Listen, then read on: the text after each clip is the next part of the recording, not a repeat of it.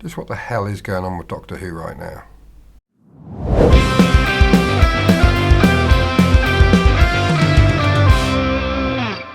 Hello, welcome to Music and Stuff. It's Who's Day Tuesday.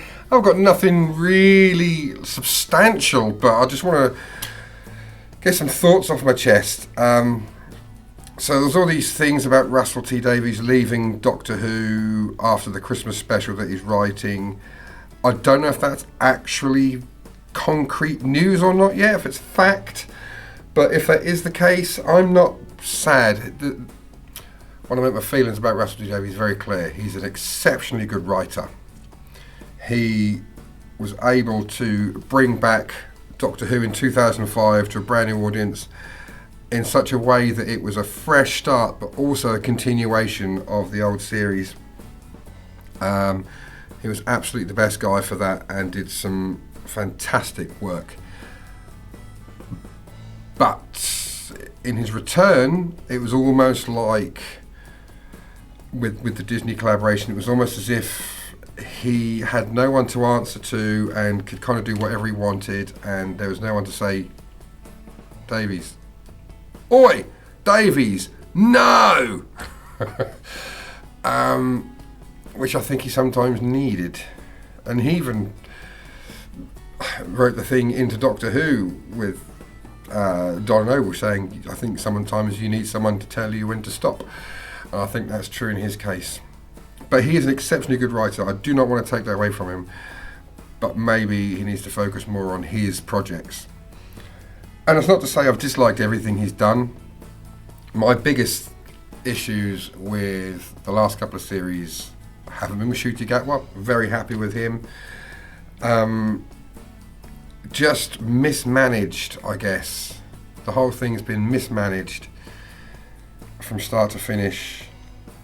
The lack of a plan, or a coherent plan, for when Ncuti Gatwa decided to leave. Shoehorning in Billy Piper at the end of the reality war, causing nothing but generating content. But and also this thing with Disney hurling money at him. So in the old days, classic Who, they had a very small budget, probably most of which was probably spent on the cast, I should think, so the lead cast. So they had to make every penny count. Now with this Disney budget, they had an obscene amount of money, and it suffered as a result. And I think in 2005, well, the first 20 years, whatever it was, of New Who, the balance was right in terms of story and the aesthetic look, the production value. And I think story always needs to come first. Oh, hang on. Yep, go ahead. Hello, Holiday Rob here from Croatia. Just want to let you know, if you're enjoying this video, thanks very much for watching, but don't forget to smash that like button, hit the subscribe button, and of course the alarm notification bell so you know when my videos are coming out. And yeah, if you're interested, I've got social network stuff, Facebook, TikTok, Instagram, not Twitter though.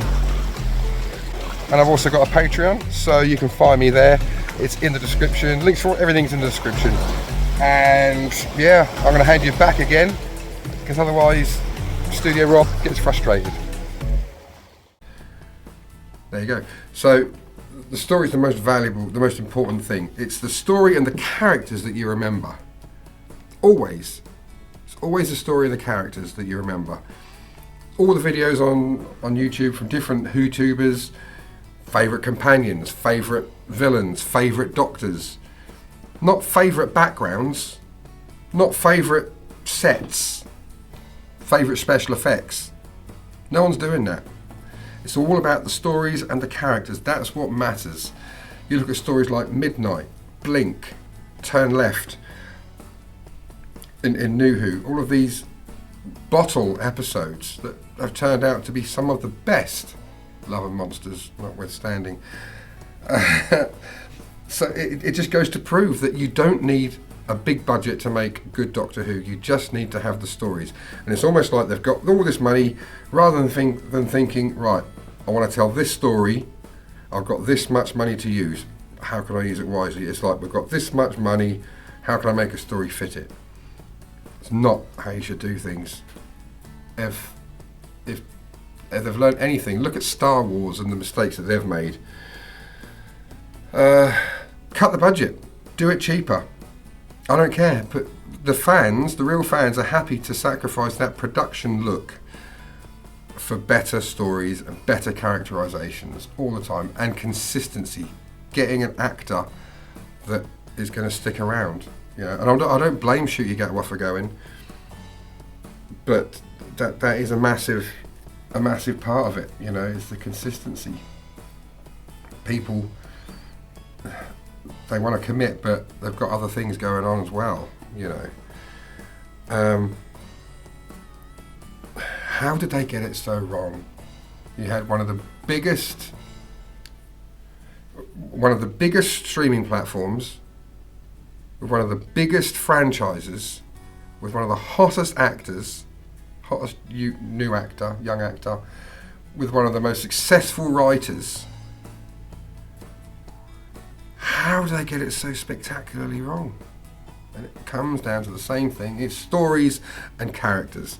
People couldn't relate to the characters. You didn't get time to get to know the 15th Doctor, or Belinda, or Ruby. See, gone such a short time I couldn't remember the names. You don't get time to know who they are. My chair's making some noises. And it's not just down to episode length, number of episodes in a season, but that's a big part of it, I guess. Get a lesser known actor that wants to stick around. Again, I'm not knocking Ncuti Gatwa at all. He's got his career to think of. He's turning down offers left, right and centre for a job that he doesn't know is still going to be in existence,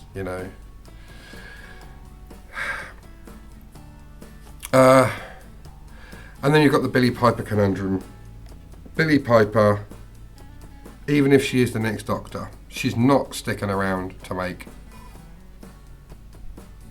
a series or a couple of series. No way. She's already said she doesn't want to do anything unless it's in London. Lazy. So they're not going to, reshuffle everything just to suit her. She's too busy. She's another one. She's got a massively successful career. She's not going to want to get tied down to one role like that, because being the Doctor does come with certain extracurricular responsibilities as well, which is what some people have been criticising Gatwa of not taking part in. But either way, she knows the score. She knows what's involved. She was doing Davies a favour with that scene. So what do we do about that? Do we get her in to do a special? Blah blah blah. Why do we need to? How often do we talk about the fact that the 6th Doctor looks like Commander Maxwell? Yes, we addressed the 12th Doctor looking like Caecilius. We didn't need to.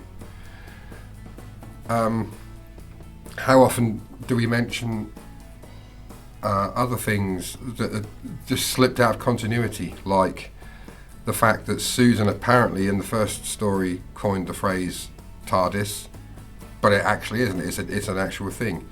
We just forget it and move on. Why can't we do this with the Billie Piper thing? She was there for the last 7-8 seconds at the end of the reality war. Just forget it. Just start with another Doctor. Doesn't matter. We don't have to be beholden to that tiny scene. It could be a glitch in reality, whatever. There's all sorts of ways they can write that out. We don't have to be a slave just because she was in that last scene. And I'm not saying Billie Piper couldn't do the role. She's a fantastic actress, but I just don't think she should. It's difficult enough convincing people nowadays that Doctor Who's a good show without adding all these extra layers of complication to it. So that's what I think. Just ignore it. It doesn't matter. Just wipe it out of subsequent. If we can take away, if we can edit out Hugh Edwards, I'm not comparing Hugh Edwards to Billy Piper.